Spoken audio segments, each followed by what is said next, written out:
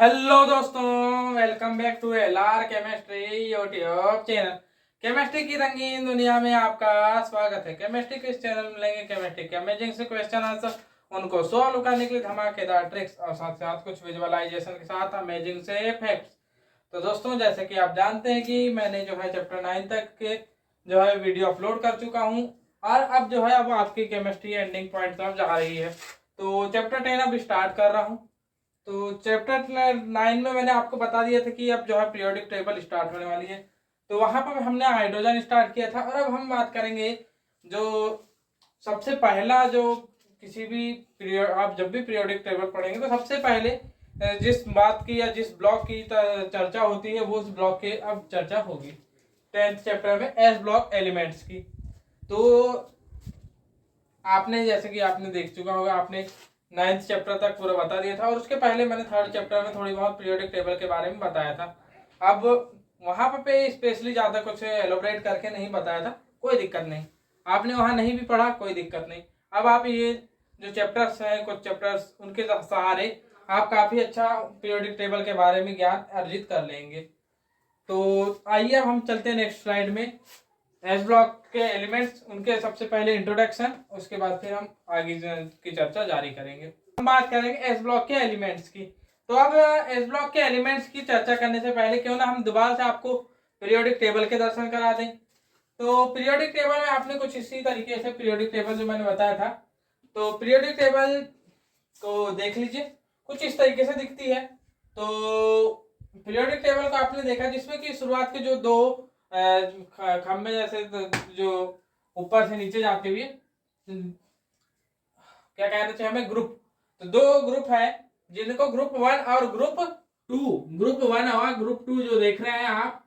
तो ग्रुप 1 मतलब कि जिसमें कि आप देख रहे हैं, ध्यान से देखेंगे तो जिसमें हाइड्रोजन, लिथियम, सोडियम, फिर उसके बाद पोटेशियम, फिर हेलिना की हाइड्रोजन, लिथियम, सोडियम, पोटेशियम, उसके नीचे फिर रुबिडियम और फ्रांसियम। ये 7 तत्व जो है वहां पर दिख रहे होंगे आपको। तो ये है ग्रुप 1 और इस ग्रुप वन और इसके बाद जो दूसरा है जो कि जिसको आप याद रखते हैं, बेटा मांगे सुंदर बाप राजी, इस शब्द से। तो यहाँ पे आपको मिलेंगे बेरिलियम, उसके बेरिलियम के बाद नीचे मिलेगा मैग्नीशियम, फिर उसके बाद कैल्शियम, उसके नीचे मिलेगा आपको फिर स्ट्रांसियम, फिर बेरियम, और उसके नीचे सबसे नीचे में आर ए से हो जाता है रेडियम, आर ए से रेडियम। तो ये है आपके टोटल 6 तत्व जो कि किस ग्रुप में रिलायबल करते हैं, ग्रुप 2 में करते हैं। तो इनको हम एस ब्लॉक एलिमेंट्स क्यों कहते हैं? सबसे बड़ी बात, एस ब्लॉक एलिमेंट्स क्यों कहते हैं? क्योंकि इनका अंतिम इलेक्ट्रॉन आप देखेंगे जब भी, तो इनका अंतिम इलेक्ट्रॉन जो है आपका एस एस ऑर्बिटल में जाता है। इनका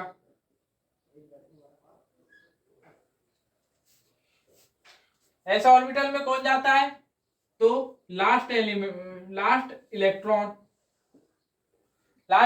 कहा जाएगा इसका, या फिर अंतिम इलेक्ट्रॉन एस एस ऑर्बिटल में जाना। तो एस ऑर्बिटल में जाने की वजह से ये तत्व क्या कहलाते हैं आपके? एस ब्लॉक के तत्व, एस ब्लॉक के तत्व कहलाएंगे। तो यहाँ पे आप याद रखें कौन कौन से हैं। अब आपको बता दूं कि मैंने हाइड्रोजन आपको अलग से पढ़ा दिया। क्यों पढ़ा दिया? क्योंकि वो एक आवाज तत्व है, उसे एस ब्लॉक का प्रॉपर एलिमेंट नहीं माना जाता। तो आइए, सबसे पहला जो एलिमेंट होता है एस ब्लॉक का वो होता है आपका लिथियम। उसके बाद हम बात करेंगे, अब ग्रुप 1 को पहले पूरा कंप्लीट कर देते हैं। फिर सोडियम, फिर पोटेशियम, उसके बाद है रुबिडियम, फिर है यहाँ पर स्कैंडियम और फ्रांसियम। ये 6 तत्व यहाँ पर मिल गए आपको। वैसे यहाँ पर भी 6 तत्व आपको मिल जाएंगे। बेरियम, बेरिलियम, बेरिलियम के बाद है यहाँ पर मैग्नीशियम, फिर उसके बाद है स्ट्रांसियम, स्ट्रांसियम के पहले यहाँ पर कैल्शियम होता है, कैल्शियम। इसके बाद जो है यहाँ पर आपको मिल जाएगा स्ट्रांसियम, उसके बाद है बेरियम, और लास्ट में फिर यहाँ पर पे आपको मिलेगा रेडियम। तो ये है। अब इनके परमाणु क्रमांक जो है कितने होते हैं, एक, सॉरी सॉरी सॉरी, एक नहीं, 3, 11, 3, 4, 11, 12, उसके बाद ये 19, 20, 19, 20 के बाद 37, 38, इसके बाद जो है 37, 38 के बाद आ जाएगा 55, 55,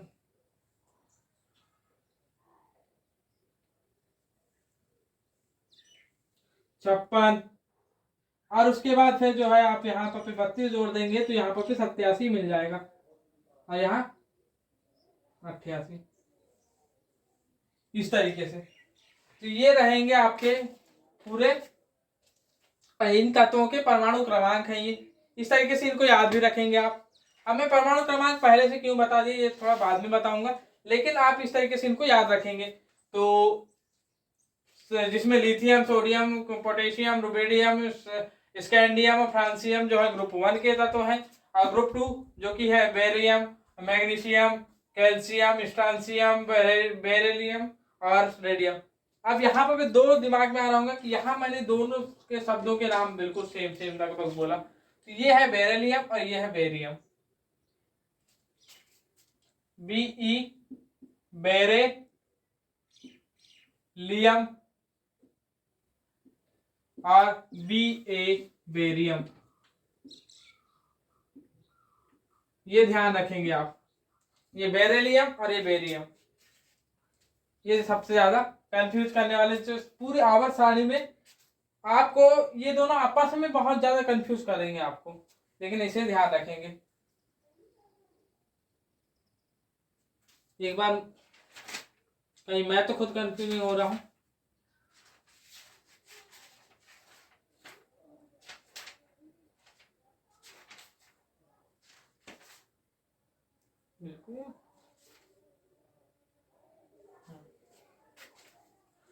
तो ये तो रहे इनके तत्व, इनके तत्व रहे, और इनको एस ब्लॉक के एलिमेंट क्यों कहते हैं ये बताया।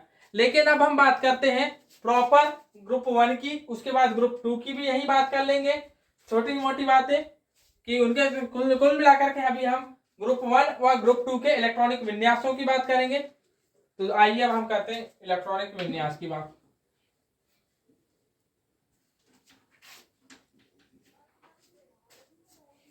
हम बात कर रहे हैं इलेक्ट्रॉनिक विन्यास की बात। सबसे पहले अब हम बात करते हैं ग्रुप 1 की। तो ग्रुप 1 में आप ध्यान रखेंगे कि इनका जो सामान्य इलेक्ट्रॉनिक विन्यास जो होता है वो होता है NS1। याद रखें, जहां जहां पर N का मतलब है, जहां N बाहरी कक्षा, कक्षा संख्या, कक्षा संख्या, ये है बाहरी कक्षा संख्या है, ये आप समझ गए होंगे। तो फिर यहीं पर पे आप बात करते हैं बाहरी कक्षा संख्या के बाद ग्रुप 1।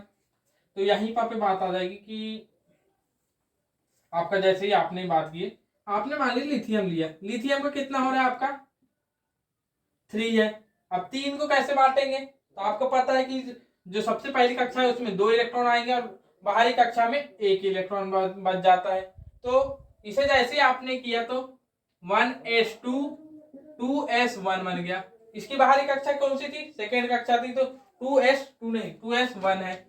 वैसे ही मान लीजिए आपने सोडियम की बात की, तो सोडियम में क्या हो जाएगा, इसका 11 है, 11 मतलब कि इसे करेंगे तो 281, ये है आपका जो है इसका इलेक्ट्रॉनिक विन्यास तोड़ेंगे तो इस तरीके से टूटेगा। अब इसको अगर से मान लीजिए ऑर्बिटल के रूप में तोड़ेंगे तो किस तरीके से टूटेगा, तो 1s2 2s2 2p6 और इसके बाद आ जाएगी बारी 3s1 की, ये इस तरीके से टूट जाएगा।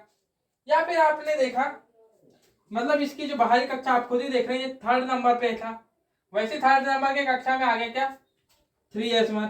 वैसे मान लीजिए आपने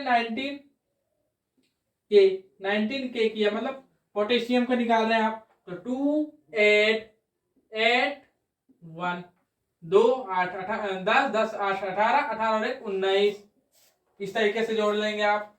तो इसे भी तोड़ेंगे तो 1s 1 2s 2 2p 6 3s 1 3p 6। अब आप बोलेंगे सर यहाँ 3d भी तो रहेगा, लेकिन आपको बता दिया जाए कि जैसे ही ये अपने क्या कहना चाहिए इलेक्ट्रॉनिक विन्यास, जैसे कि आपने खुद ने, मैंने आपको कुछ दिन पहले जो कि जिस शॉर्ट को आपने इतना वायरल किया था, उसी शॉर्ट में अभी जो मैंने कल भी एक डाला था उसे भी आप वायरल कर दें तो ज़्यादा बढ़िया रहेगा। आपका सपोर्ट मेरे लिए बहुत ज़रूरी है।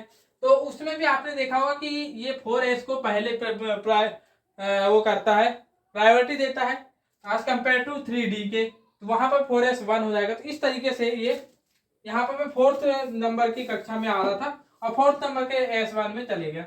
इस तरीके से मतलब इलेक्ट्रॉनिक विन्यास में देख रहे हैं कि जो अंतिम इलेक्ट्रॉन है वो जो है S कक्षा में जा रहा है और केवल एक ही इलेक्ट्रॉन जा रहा है।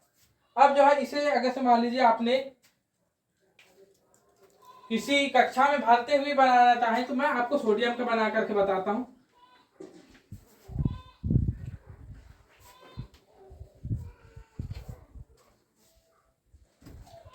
तो सोडियम का मैं बनाना चाहूं तो ये देखिए 11 11 Na, इसे बनाएंगे तो आपको मैंने बता दिया कि 1s 2 2s 2 2p 6 3s 1 ये होगा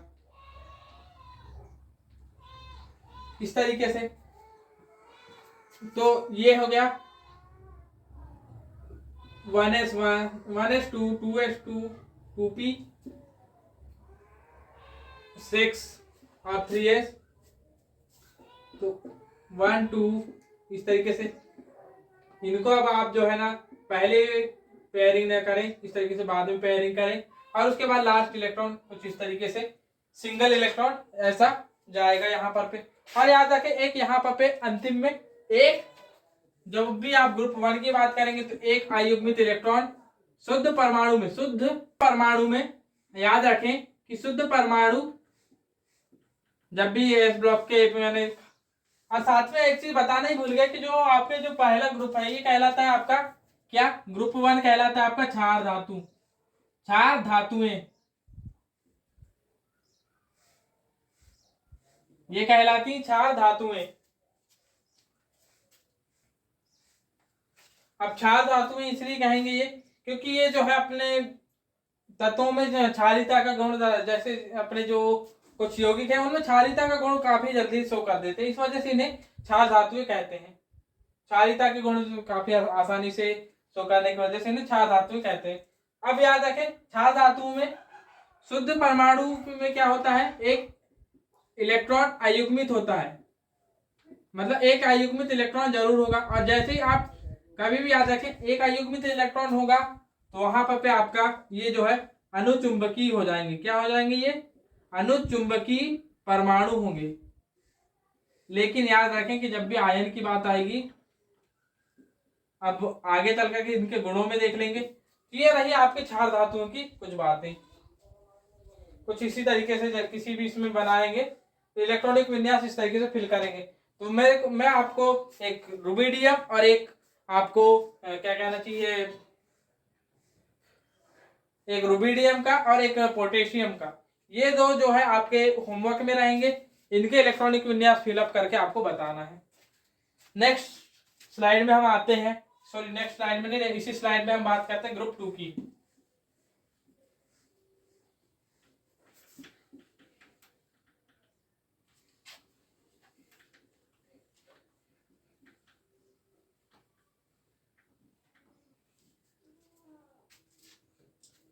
तो अब हम बात करें ग्रुप 2 की। ग्रुप 2 को सबसे पहले मैं बता दूं कि क्षारीय मृदा धातु कहते हैं, क्षारीय मृदा धातुएं।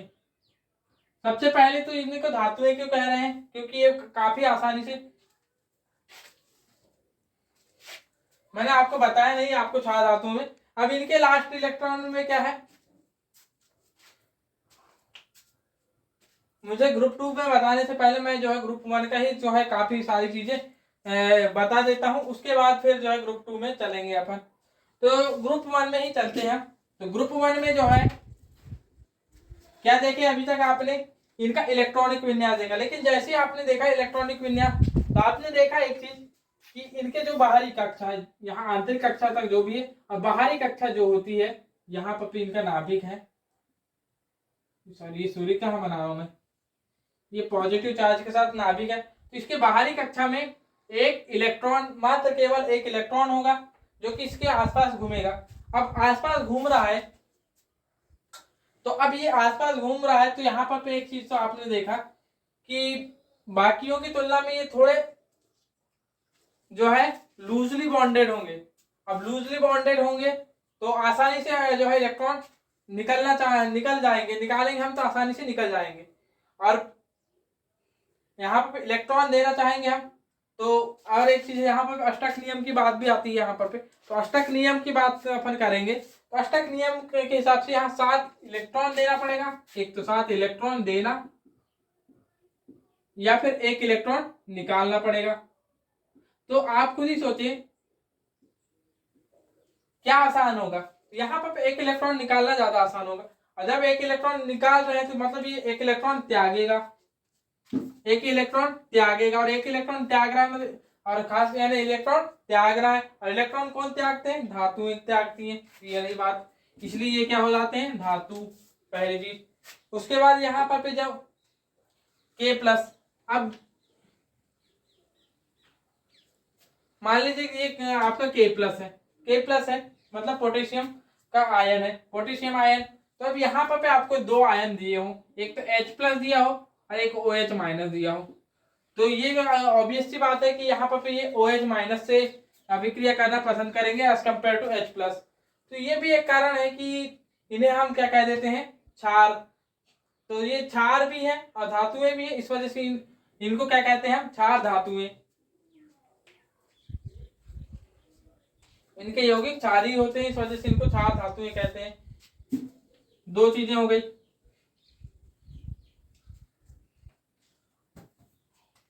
अब जब बात आ ही गई हमने, अब हम जो है इसके कुछ सामान्य गुणधर्मों की बात करते हैं। सामान्य गुणधर्मों में आप देख रहे हैं कि ये आसानी से इलेक्ट्रॉन त्याग रहे हैं, तो आसानी से क्या बना लेंगे, हम बात करते हैं सामान्य गुण धर्मों की। आपने जो है बाकी चीजों को बिल्कुल आसानी से समझ लिया होगा, तो अब हम बात करते हैं सामान्य गुण धर्मों की। तो सबसे पहला गुण तो यही होगा कि ये आसानी से धनायन बना लेते हैं, आसानी से धनायन बना लेते हैं। उसके बाद दूसरी बात आएगी, धनायन बना लेंगे। अब धनायन बना लेंगे तो इनमें कौन सा गुण होगा, तो इनमें आप ध्यान रखें कि इसमें धात्विक गुण होगा। इनमें कौन सा गुण होगा, धात्विक गुण। अब यहाँ पे धात्विक गुण होगा, अरे धात्विक गुण याद रखें कि ऊपर से नीचे जाने पर पे धात्विक गुण बढ़ता है।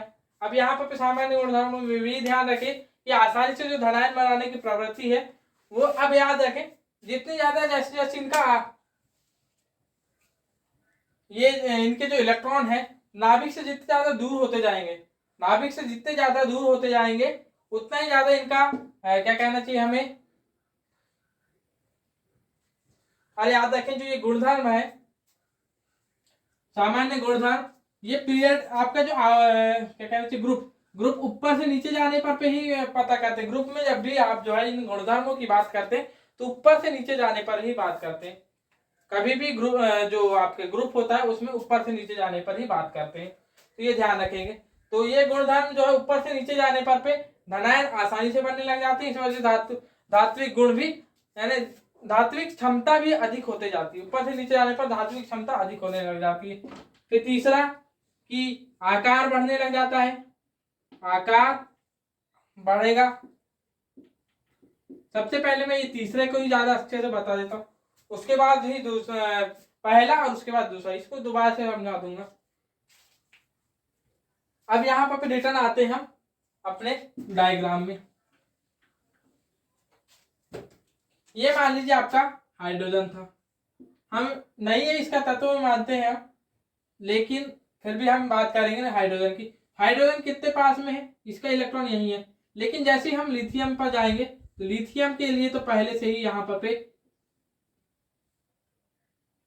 इस तरीके से इसे बना दे। तो ये है आपका लिथियम के लिए एक यहाँ पे और दूसरा ये, और तीसरा जो है थोड़ा सा जो है दूर है और यहाँ पे ये। तो इसमें क्या हो गया कि जैसी कक्षा बढ़ी, पहले जो है इसका आकार सिर्फ यहीं तक था, अब उसका आकार यहाँ से यहाँ बढ़ गया, आकार बढ़ गया। आसपास अब ये करेंगे तो ये देख लीजिए आकार बढ़ा। हाँ, तो फिर उसके बाद जैसे ही लिथियम के बाद आप सोडियम की बात करेंगे तो सोडियम का और आकार बढ़ जाएगा। ये लीजिए सोडियम, यहाँ पर तो आपको 8 इलेक्ट्रॉन बनाने पड़ेंगे, उसके बाद ये इलेक्ट्रॉन आ गया। तो ये जैसे जैसे आप ऊपर से नीचे जा रहे हैं तो आपको दिख रहा है कि आकार बढ़ रहा है। अब आकार बढ़ रहा है तो यहाँ पे फिर क्या होगा कि आकार बढ़ रहा है, जिस वजह से यहाँ पे देखें, याद रखें कि बाकी जो इलेक्ट्रॉन पर क्या है ऋणावेश है, और जो है आपके नाभिक में धनावेश की मात्रा ज्यादा है। धनावेश की मात्रा ज्यादा होने की वजह से वो क्या करेगा, धनायन जो है इलेक्ट्रॉन को पास पास में खींचने की कोशिश करेंगे। लेकिन यहाँ धनायन सॉरी इलेक्ट्रॉन इतने ज्यादा बढ़ते, जैसे जैसे जो है कक्षाएं बढ़ती जाएंगी तो वहां पर पे इलेक्ट्रॉन आपस में बढ़ते जाएंगे, और जिस वजह से ये बाहर की ओर उसका जो नाभिक का आवेश है उसे पहुंचने नहीं देंगे, जिससे परिरक्षण प्रभाव होगा। और जितने ज्यादा परिरक्षण प्रभाव बढ़ेगा उतने ही आसानी से इलेक्ट्रॉन निकल जाएंगे। जितना ज्यादा परिरक्षण प्रभाव बढ़ेगा उतने आसानी से इलेक्ट्रॉन निकल जाएंगे। और इलेक्ट्रॉन निकलेंगे, अब इससे जो है मैं किसी एक एनिमेशन के थ्रू जो है आपके एक शॉर्ट वीडियो में समझा दूंगा, तो उससे पहले तो इसे यहीं पर समझ लें तो आसानी से निकल जाएगा। आसानी से निकलेगा तो धनायन आसानी से बन जाएगा, और धनायन आसानी से बनेगा मतलब धनायन बनाने की क्षमता बढ़ेगी, और धनायन बनाने की क्षमता बढ़ती है तो धात्विक गुण भी बढ़ता है। ये हो गए 3 बातें। इसके बाद चौथी चीज आती है, यहाँ पर चौथा गुण आपका है यहाँ पर दिया हुआ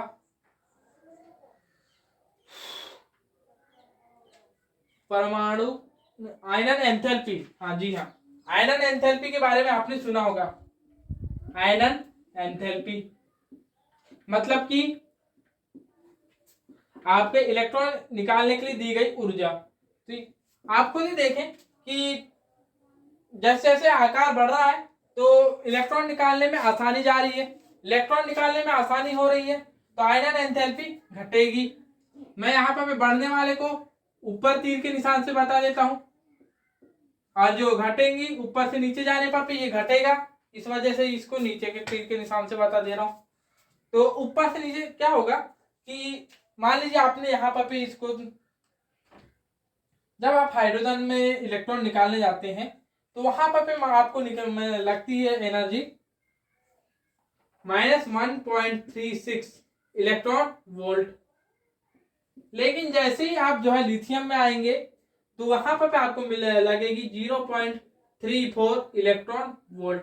मतलब कि आप हीलियम से लिथियम की तरफ गए, सॉरी हीलियम का तो हाइड्रोजन से लिथियम की ओर गए, तो यहाँ पर आप देख रहे हैं ऑटोमेटिकली यहाँ पर जो आयनन ऊर्जा है उसकी वैल्यू थोड़ी घट गई, आयनन ऊर्जा की वैल्यू घट गई। तो जैसे जैसे आप निकालने इलेक्ट्रॉन लिथियम फिर सोडियम पोटेशियम इससे नीचे की ओर जाते जाएंगे तो आपको आयनन एंथैल्पी का मान घटता हुआ नहीं मिलेगा, इलेक्ट्रॉन आसानी से निकल जाएगा। फिर इसके बाद अगली बारी आती है कि अगला है आपका गलनांक एवं क्वथनांक है। अगला है गलनांक एवं क्वथनांक। व क्वथनांक, तो बता दूं आपको कि इनमें जो आपस में जो बनने वाले बंध है वो काफी कमजोर होते हैं, और जैसे जैसे ये ऊपर से नीचे जब जाएंगे तो ये जो है इनके बंध जो है मजबूत होते जाएंगे। 2 मिनट, सॉरी मजबूत नहीं होंगे, थोड़े से लूज होते जाएंगे, बंध लूज होते जाएंगे, जिस वजह से यहाँ पे इनको तोड़ने में कम ऊर्जा लगेगी, और कम ऊर्जा लगेगी इसका मतलब गलनांक और क्वथनांक भी निम्न होते जाएंगे, मतलब ऊपर से नीचे जाने पर गलनांक और क्वथनांक भी घटते जाएंगे, और नॉर्मली भी कम होते हैं। उसके बाद अगली बारी आती है आपकी, नेक्स्ट वाला है आयनों का। इसके बाद हमने बात की है, अभी आपने आयनों के चुंबकीय गुण की, इनके आयनों के चुंबकीय गुण की बात करेंगे। हमने तो कुछ देर पहले काय की बात की थी, परमाणु के चुंबकीय गुण की बात। अब हम बात करेंगे आयनों के चुंबकीय गुण और चुंबकीय एवं रंगीय गुण के बारे में। चुंबकीय गुण के बारे में बता देता हूँ, वहीं से आप रंगीन गुण भी निकाल लेंगे। तो आयनों में क्या होगा, यहाँ से आपने मान लीजिए सोडियम ने अभी सोडियम के बारे में काफी बता दिया। अब पोटेशियम की बात कर लेते हैं, K+।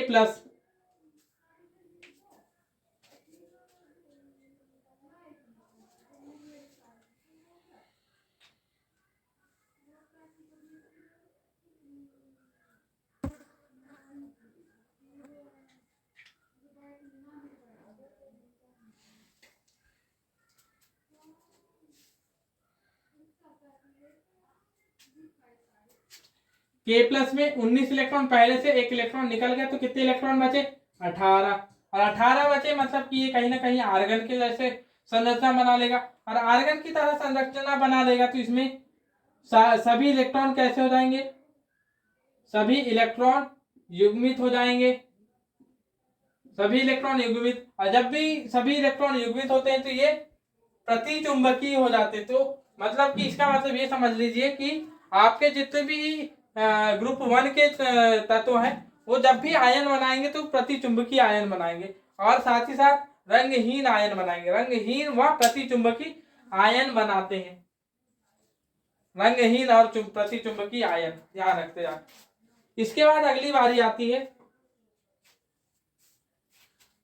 भौतिक अवस्था। तो मैं बता दूं कि इनकी सभी की जो है भौतिक अवस्था ठोस होते हैं सभी, कोई तो नहीं है यहाँ।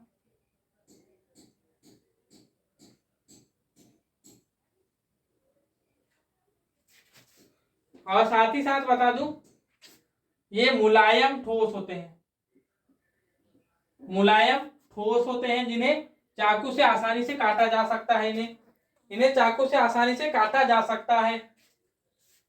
और इसके बाद अगली बात आती है ये ज्वाला परीक्षण पर अपने। अब हम बात करेंगे ज्वाला परीक्षण की। अभी तक तो हमने नॉर्मल बात की है, अब ज्वाला परीक्षण की बात करते हैं, जो कि इनका 8वां गुण है। तो ज्वाला परीक्षण पर अब मैं आपको जो है बताते जाता हूं कि कौन सा ज्वाला परीक्षण पर क्या होगा कि जैसे इनको आपने मान लीजिए कई बार आपने कई जो है रील्स में देखा होगा, तो कहीं लैब में जाएंगे तो वहां देखेंगे कि किसी भी जो है कई क्षणों को आपने जो है धात्विक क्षणों को आपने किसी भी जलते हुए आग में के सामने लाया, तो वहां पर आग का कलर चेंज हो जाता है। तो उस आग का कलर चेंज होने का कारण यही है कि वो धातु से जो है जैसी आग के संपर्क में आती धातु, तो उसके इलेक्ट्रॉन उत्तेजित होकर उच्च ऊर्जा कक्षाओं पर चल जाते हैं, उत्तेजित होकर के। और जैसे रिटर्न आने लग जाते हैं 10⁸ सेकंड रहने के बाद, मतलब बहुत कम ही समय में रिटर्न आते हैं, तो वो कुछ रंगीन ऊर्जाएं छोड़ते हैं। जितनी ऊर्जा को अवशोषित किए थे उनने और उत्तेजित हुए थे, उतनी ही ऊर्जा को छोड़ते हैं।